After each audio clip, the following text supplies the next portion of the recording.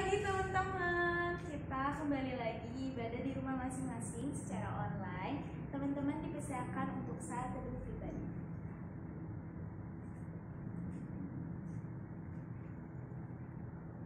Selamat pagi Tuhan. Terima kasih kami bisa diberi kesempatan untuk masih bisa kebaktian online. Kiranya Kau bimbing kami, Kau lancarkan kebaktian ini ya Tuhan. Terima kasih untuk segala berkat yang telah Kau berikan pada kami. Di dalam nama Tuhan Yesus kami berdoa. Amin. Teman-teman diundang untuk bangkit berdiri. Kita nyanyikan lagu pertama kita, Sebab Tuhan Baik.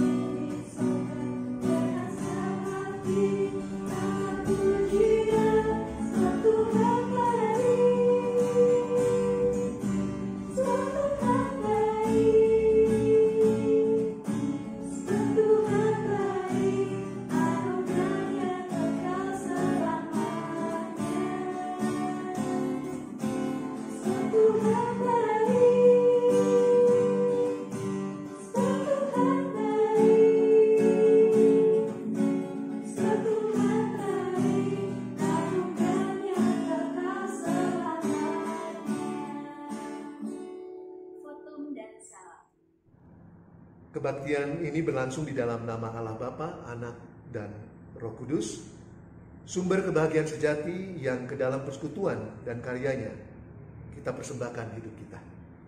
Amin.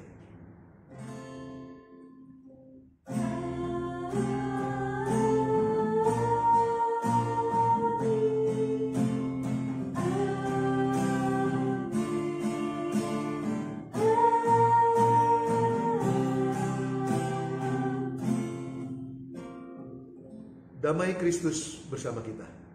Dan berserta saudara. Teman-teman dipersilakan untuk duduk. Teman-teman, kita hari ini bakalan dengerin khotbah dari Om Erwin dan temanya Faith Development. Nanti kita dengerin sama-sama ya. Oke, untuk nyanyian selanjutnya kita bakal nyanyikan Mengalirlah Kuasa Roh Kudus.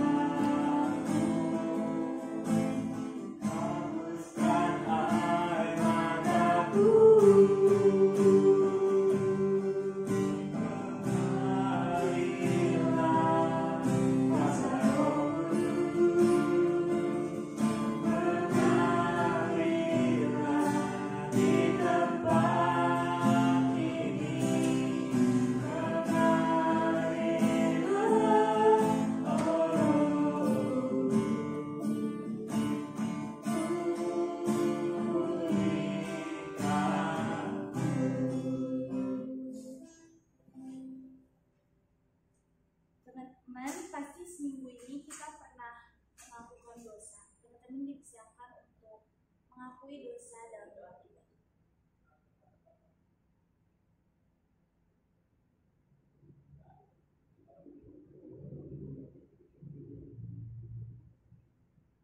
Bapa kami yang ada di dalam surga, Tuhan, kami datang padamu pada saat ini.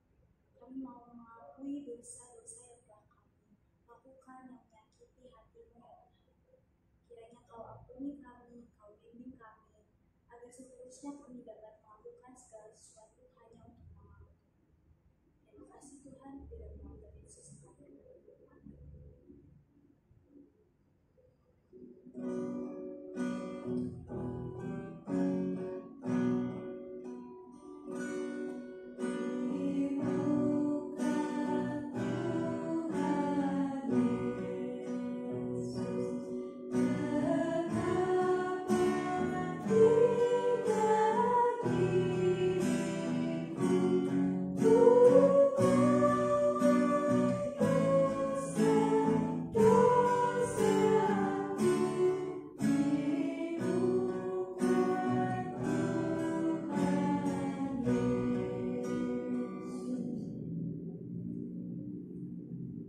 Bagi umat Tuhan yang sudah mengakui dosanya, mari kita semua bangkit berdiri. Berita anugerah kita diambil dari Matius 6 ayat 14-15 yang berbunyi, "Karena jikalau kamu mengampuni kesalahan orang, Bapamu yang di surga akan mengampuni kamu juga. Tetapi jikalau kamu tidak mengampuni orang, Bapamu juga tidak akan mengampuni kesalahan." Demikianlah berita anugerah dari Tuhan. Salam damai.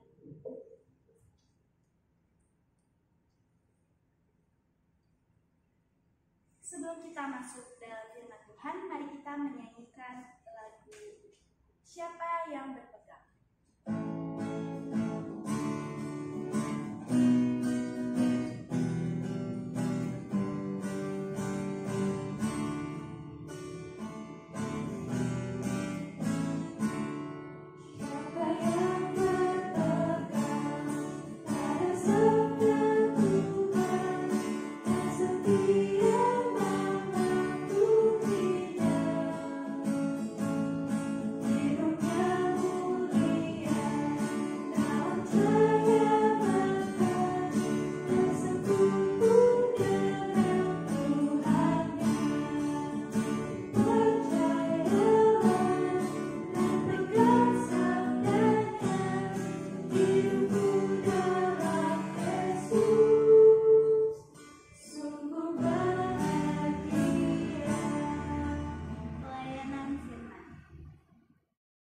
Sebelum kita memulai membaca firman, mari kita bersama-sama berdoa.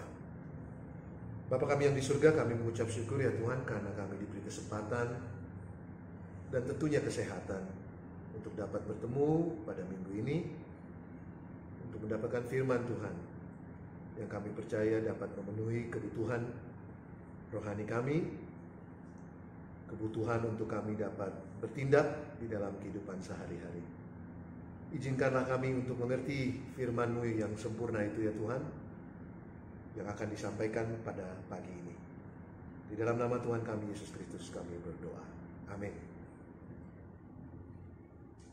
Mari kita membuka Alkitab kita pada pagi ini dan membaca dari Ibrani 5 ayat 11 sampai 14. Dan saya akan memulai dari Ibrani 5 ayat 11. Peringatan supaya jangan murtad. Tentang hal itu banyak yang harus kami katakan, tetapi yang sukar untuk dijelaskan. Karena kamu telah lamban dalam hal mendengarkan.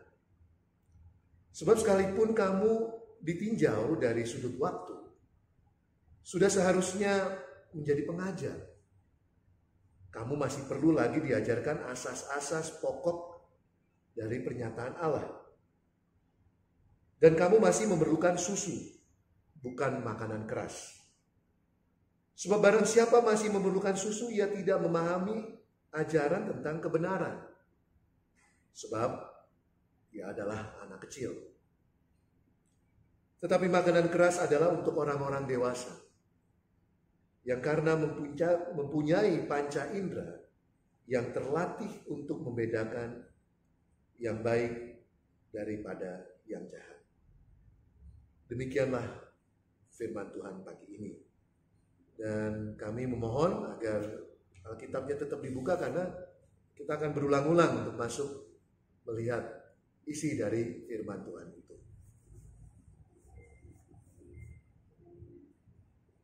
Pada pagi ini saya dipercaya kembali untuk membahas yang bertema faith development. Faith development itu mungkin secara pengertian bagaimana kita memiliki iman yang bertumbuh. Maka pagi ini saya akan memulai dari sebuah pengalaman. Dan pengalaman itu adalah pelatihan di dalam sebuah seminar bisnis. Ya, itu kegiatan sehari-hari, dan waktu itu saya berniat untuk belajar di seminar ini adalah bagaimana kita bisa mengembangkan tim dari karyawan-karyawan yang kita miliki. Nah, ini yang kita mau sharing, ya, dan tentunya akan secara umum saja, karena seminarnya waktu itu sehari, tidak mungkin kita bisa siapkan hanya di dalam 15 menit yang diberikan. Nah, di dalam pengembangan karyawan atau manusia di dalam sebuah usaha, ada 3 tahap yang harus dilewati. Yang pertama, di pelatihan itu menyebutkan seseorang itu adalah vegetatif, atau gampangnya itu seperti tanaman, ya.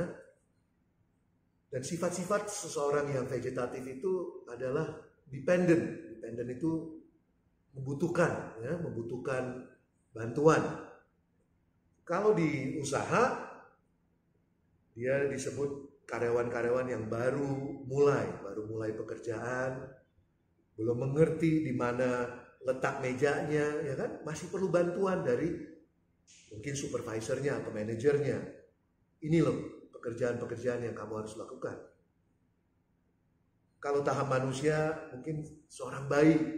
Ya, tadi saya lihat ada bayi yang lucu sebelum saya naik ke sini, masih harus disuapin, masih harus dikasih susu oleh orang tuanya. Itu yang disebut dependent. Masyarakat masih ada yang dependent. Itu vegetatif. Dan yang kedua, dia akan masuk ke tahap yang namanya animalistik. Animalistik itu ya mungkin untuk karyawan yang sudah mulai kerja, yang sudah mulai mengerti target, waktu, dia sudah mulai mencari apa yang bisa lebih dari apa yang dia lakukan saat ini. Itulah masa depan si perusahaan, animalistik. Kalau disebut animalistik itu seperti singa lah ya. Singa kita lihat di awal-awal itu dia menyusui dengan ibunya, dan pada saat dia sudah mulai meranjak ke dewasa, dia harus menjadi pemburu di hutan, mencari makanannya sendiri. Itu animalistik. Jadi karyawan, manusia secara umum, dia akan mencari untuk dia bisa eksis sendiri. Dan itu sifat itu yang disebut independent. Ya, independent. Kalau anak-anak sudah kuliah, dia keluar dari rumahnya atau kerja, dia mencari kos sendiri. Dia keluar dari lingkup orang tuanya. Dan akhirnya dia dibentuk untuk memikirkan pikiran-pikiran sendiri. Nah, itu independen, memiliki karakter ini loh saya. Nah, dan yang ketiga itu disebut humanistik. Humanistik itu orang yang interdependent. Jadi orang yang interdependent itu dia mengerti dirinya independen dan dia butuh berintegrasi dengan orang-orang yang lain, yang independen lain. Karena dia percaya ini tipe-tipe ini nih kalau di dalam perusahaan sudah ingin menciptakan sebuah tim spirit kelihatan. Dialah akan yang membawa beberapa animalistik itu untuk mencapai tujuan. Dan tipe-tipe ini adalah kalau yang disebut di firman Tuhan itu tipe pengajar. Dia tertarik untuk melihat yang masih dependen untuk membantu. Ini loh cara kita, visi kita, misi kita itu seperti itu. Makanya di dalam sebuah usaha yang maju diperlukan balance yang baik. Tidak semuanya, kalau misalnya yang paling banyaknya itu yang dependen, usahanya tidak akan maju karena kita hanya memikirkan bagaimana ini orang dapat memajukan dirinya dan usahanya. Tetapi kalau orang seperti di perusahaan terlalu banyak yang animalistik juga tidak baik karena dia lari sendiri-sendiri. Dia mencari, dia jago mencapai target. Tapi akhirnya hanya untuk memikirkan diri sendiri. Dan dia tipe yang tidak akan membantu yang dependen karena dia merasa, no, saya harus mencari jati diri saya. Saya tidak punya waktu. Maka di dalam sebuah perusahaan pun kita membutuhkan orang-orang yang humanistik itu, yang membalance supaya semuanya bisa berjalan dengan baik. Nah, bagaimana kaitannya dengan jemaat Ibrani? Ini surat yang menarik. Ibrani ini perkiranya di abad 65 tidak ketahuan siapa yang nulis. Orang berpikirnya itu Rasul Paulus, tapi bukan. Dan ini menarik karena penulis ini dia punya bahasa yang sangat berbeda dari Rasul Paulus. Dan ajaran-ajarannya itu sangat menarik. Dia membandingkan apa yang terjadi di perjanjian lama dan ajaran Yesus. Dan tentunya intinya dia menekankan bagaimana kita harus setia terhadap ajaran Yesus. Nah ini yang menarik ya. Ini yang menarik karena saya juga kagum sifat-sifat yang diajarkan pada pagi ini itu bisa terjadi di tahun 2020 ini. Maka kita harus bisa melihat diri kita sendiri ya adik-adik. Kita ini Kristen, tipe Kristen seperti apa? Pengikut Kristus seperti apa ya? Apakah kita lahir sebagai orang Kristen? Atau kita baru saja mengenal? Karena banyak sekali tipe-tipe pengikut Kristus ya. Kalau di gereja itu bercandaan-bercandaannya itu seperti ada istilah Kristen kapal selam ya. Dia nongolnya pada saat hanya Natal dan Paskah misalnya. Itu yang ya dia datang. Itu tipe-tipenya. Kalau kita bisa melihat di sekitar kita pada saat dalam ibadah banyak juga tipe Kristen yang masih main HP, main game. Ya kan itu normal, kita bisa melihat dan itu realita yang harus kita sadari ya.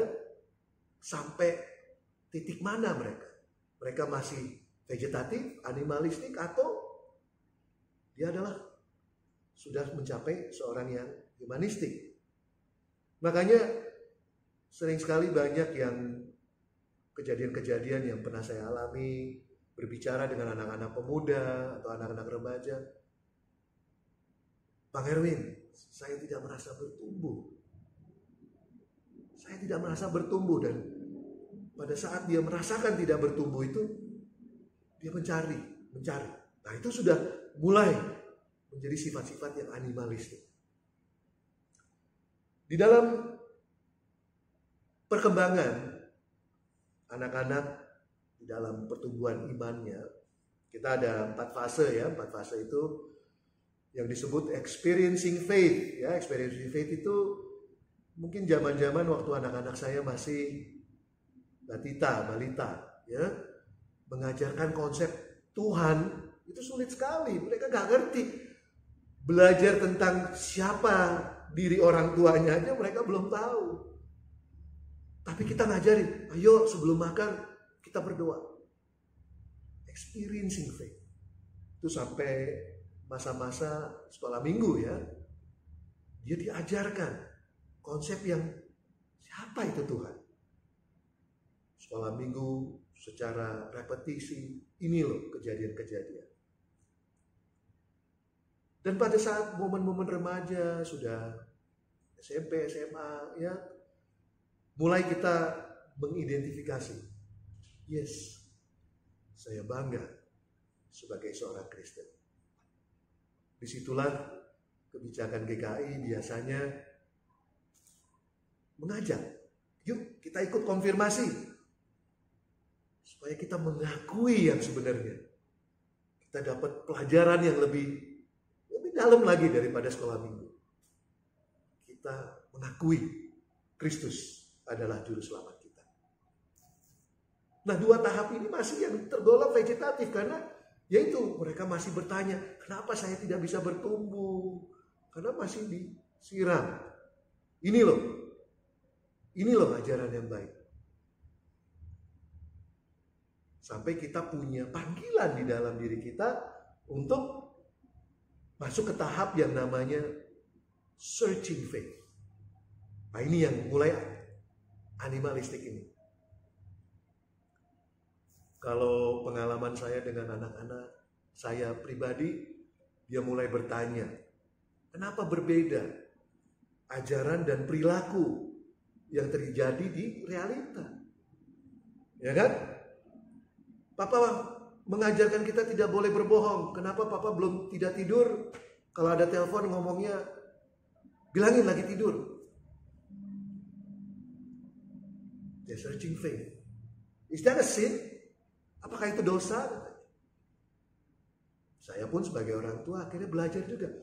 Wah, searching faith itu baik. Itu dah momen kita diskusi. Dia berani bertanya terhadap imannya, mulai mencari kebenaran yang sebenarnya. Animalistik. Sampai kita masuk ke yang disebut integrated faith. Kita terus menerima, kita mengikuti saat teduh, ya, experiencing faith. Kita bercerita, socializing faith. Dan kita bertanya. Dan akhirnya kita memilih untuk menjadi pengajar. Makanya saya bangga dengan adik-adik saya yang di usia yang muda, tapi kita percaya untuk mereka memimpin masa depan gereja. Ke depan mereka sudah menjadi aktivis, menjadi majelis. Karena mereka memilih untuk menjadi pengajar seperti yang sudah diceritakan di firman Tuhan. Ada yang menarik yang dia bilang makanan keras. Saya harus mengakui kisah pandemi yang kita alami bersama ini adalah makanan keras untuk kita bersama. Kita tidak mengerti. Negara yang ngaku-ngaku sudah pernah ke bulan saja tidak mengerti caranya. Ini adalah sebuah makanan keras untuk kita semua. Kita semua diajarkan oleh Tuhan untuk belajar bersama, untuk keluar dari pandemi ini. Tentunya pandemi ini dimulai dari Wuhan, China, tetapi mulai masuk kekhawatiran dan cara berpikir manusia pada saat itu WHO, pada saat itu terjadi di Italia. Dan Italia itu lucu. Karena itu terjadinya di Wuhan, orang tidak percaya akan masuk ke Eropa. Jadi anak-anak muda disuruh lockdown, mereka nggak mau. Mereka pergi aja. Pulang kampung ceritanya, ya, mudik. Akhirnya semua keluarga mereka itu meninggal. Apalagi yang khususnya di atas 50 tahun ke atas. Mulai media, mulai berita memperhatikan ada apa ini pandemi. Dan selama 3 bulan ini banyak sekali penemuan-penemuan yang tadinya nggak perlu pakai masker, sekarang diwajibkan pakai masker. Banyak berubah. Kita kembali lagi sifatnya kita sebagai manusia. Ya, saya menyebutnya kita tipe manusia yang tidak pakai helm kalau naik motor atau memasang seat belt. Nah itu mayoritas kita. Makanya dia bilang gini di Ibrani 5 ayat 11, dia menyatakan karena kamu telah lamban dalam hal mendengarkan.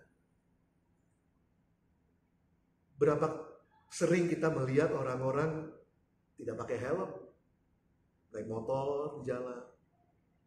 Kalau kita tegur, kenapa? Oh, saya cuma pergi dari rumah deket kok. Kalau sering saya naik mobil, ngelihat teman saya, kenapa nggak pakai seatbelt? Udahlah, nggak ada polisi, katanya.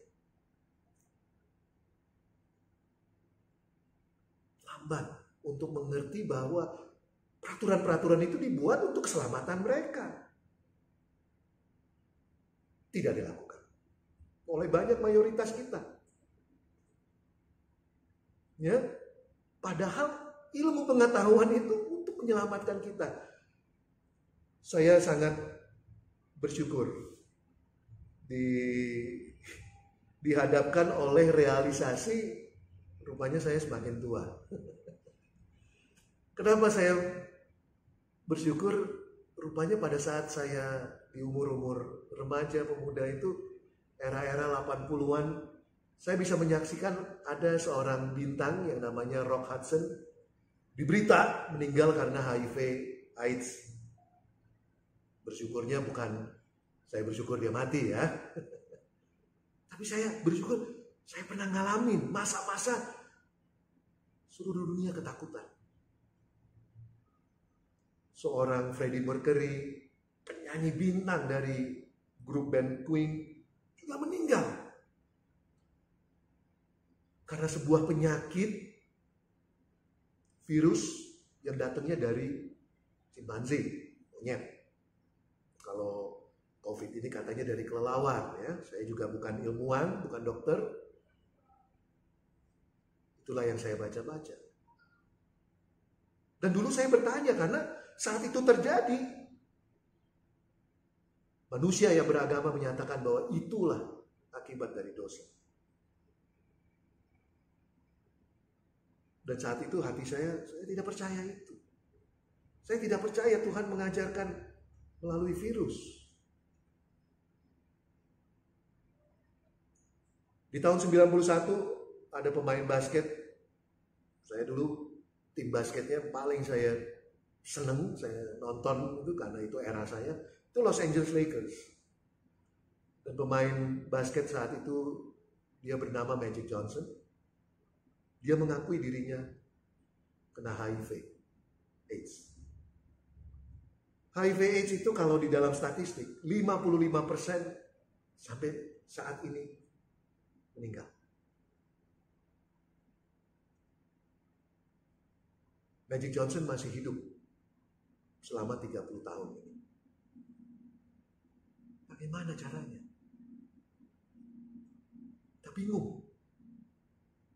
Sama dengan COVID, belum ada vaksinnya. Bagaimana?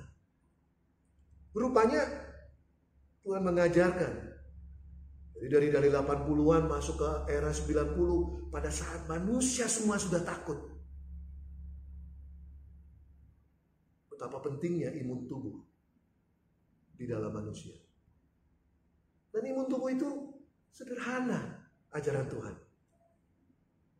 Asal kita tidak lamban untuk mendengarnya. Olahraga, asupan yang baik. Tidur yang cukup. Di masa-masa adik-adik akan sekolah nanti pada saat nanti Desember atau Januari 2021 2021. Pastinya ada waktu-waktu yang kita tidak akan disiplin dengan waktu. Jangan lamban mendengar. Lakukanlah yang baik. Janganlah menjadi manusia-manusia yang tidak pakai helm kalau naik motor. Jadilah manusia-manusia yang bertanggung jawab pakai seatbelt. Karena ilmuwan sudah mengajarkan droplet itu ada. Makanya pakai masker. Jangan pegang muka kalau belum cuci tangan yang bersih. Searching faith. Searching faith itu mencari rumusan-rumusan bagaimana kita bisa beradaptasi. Bukan memenuhi kekhawatiran-kekhawatiran di dalam hidup kita. Kita bercanda kemarin, Magic Johnson banyak duit bang katanya. Makanya dia masih hidup. Aduh, di hidup saya sudah bisa menyaksikan orang yang punya duit berlebih tapi dipanggil oleh Tuhan. Dan ini kata kunci, dipanggil. Jadi kita bukannya kita menjadi manusia-manusia yang bodoh. Tapi kita harus hidup, kita harus beradaptasi. Saat kita datang ke sebuah pemakaman, pasti kita percaya orang yang meninggal itu memang dipanggil oleh Allah. Tetapi pada saat orang meninggal karena COVID, dia dinyatakan meninggal karena COVID, bukan dipanggil oleh Allah. Bagaimana pertumbuhan iman kita? Tuhan Allah bisa memanggil kita semuanya dari kanker, dari penyakit, dari tabrakan mobil, jatuh pesawat. Apapun cara Tuhan. Bukan hak kita untuk bertanya. Iman kita harus kuat karena kita searching faith. Searching kebenaran itu. Dan saat kita pergi memakai masker, itu bukan untuk memproteksi diri kita. Kita melatih diri kita menjadi humanis. Kita menjadi humanistik itu karena kita peduli terhadap orang lain. Itulah humanis yang sebenarnya. Jika kita adalah OTG, orang tanpa gejala. Lucu ya, konsepnya orang tanpa gejala. Saya bukan seorang dokter. Kenapa mereka tidak pakai ventilator yang kita selalu takut bahwa COVID ini akan dipakai Tuhan untuk merenggut jiwa kita. Rupanya OTG itu orang yang sehat, imun tubuhnya sehat. Makanya kesimpulan untuk hidup saya itu, jangan khawatir. Itulah pertumbuhan iman. Berulang-ulang Tuhan mengajarkan kita. Tetapi kita tidak boleh menjadi manusia yang lamban berpikir, lamban bertindak. Kita harus mencari searching faith. Karena kita mencari yang paling baik itu apa. Sehingga ayat 14 itu sangat nyata. Tetapi makanan keras adalah untuk orang-orang dewasa yang karena mempunyai panca indera, yang terlatih untuk membedakan yang baik daripada yang jahat. Saya ngelihat kalau di jalan sekarang anak-anak muda tidak ada yang pakai masker, tidak ada yang jaga jarak, tidak ada yang peduli seolah-olah. Ayat yang diciptakan di abad 65 ini menceritakan manusia di 2020 ini sebagai pengikut Kristus yang baik. Mari bersama menjadi manusia yang humanistik. Amin. Teman-teman, sekarang kita mau masuk pengakuan iman rasuli. Teman-teman diundang untuk bangkit berdiri. Marilah bersama dengan gereja ekumenis dan sambil mengingat kembali janji baptis kita mengucapkan pengakuan iman rasuli yang berbunyi. Aku percaya pada Allah, Bapa yang Maha Kuasa, Khalid langit dan bumi, dan kepada Yesus Kristus, Anaknya yang tunggal Tuhan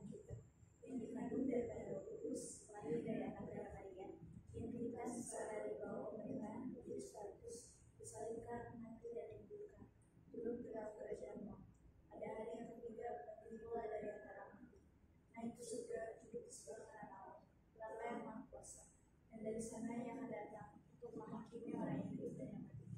Aku percaya pada Kudus, gereja yang kudus dan am, Tuhan Maha Kudus, pengampunan dosa, kebangkitan orang mati dan hidup. Teman-teman dipersilakan untuk duduk. Doa syafaat. Teman-teman yang terkasih, mari kita berdoa. Bapa, kami datang ke hadirat-Mu Tuhan untuk mengucap syukur untuk segala kasih dan penyertaan pada kami Tuhan. Terima kasih kalau kami bisa melewati dan kegiatan kami dalam 1 minggu ini. Terima kasih untuk anugerah-Mu Tuhan. Kami tahu karena ini semua hanya karena penyertaan dari-Mu saja. Bapak, kami berdoa Tuhan untuk teman-teman kami yang sakit, kiranya Engkau mau tolong mereka, sembuhkan mereka, pulihkan mereka Tuhan. Kami juga berdoa untuk teman-teman kami yang berulang tahun, kiranya Engkau juga mau sertai terus mereka. Terima kasih untuk anugerah-Mu selama 1 tahun kemarin ya Tuhan. Bapak, kami juga berdoa untuk orang tua kami dimanapun mereka berada, dimanapun mereka beraktivitas.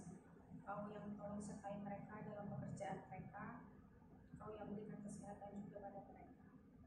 Bapak, kami berdoa juga untuk bangsa dan negara ini, Engkau yang mau tolong terus agar kami bisa juga mengikuti peraturan pemerintah Tuhan. Engkau juga yang mau menolong orang-orang yang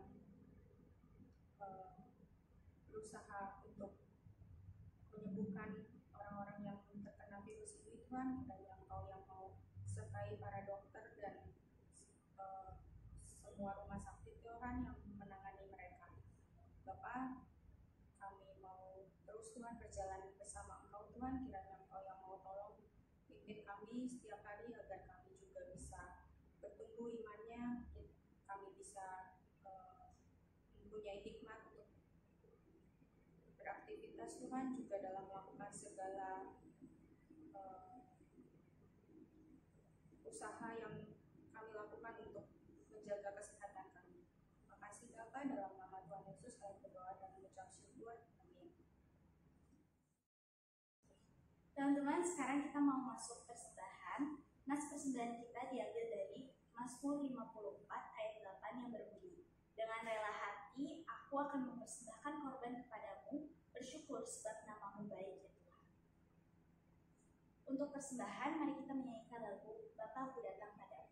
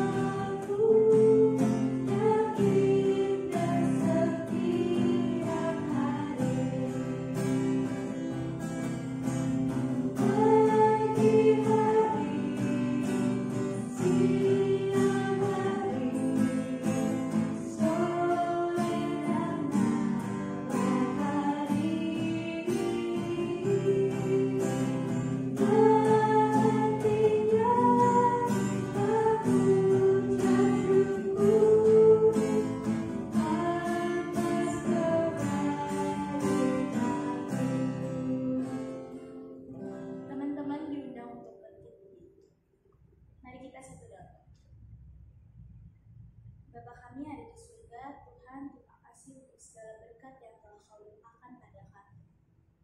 Sekarang kami mempersembahkan sedikit dari berkat yang telah Kau berikan.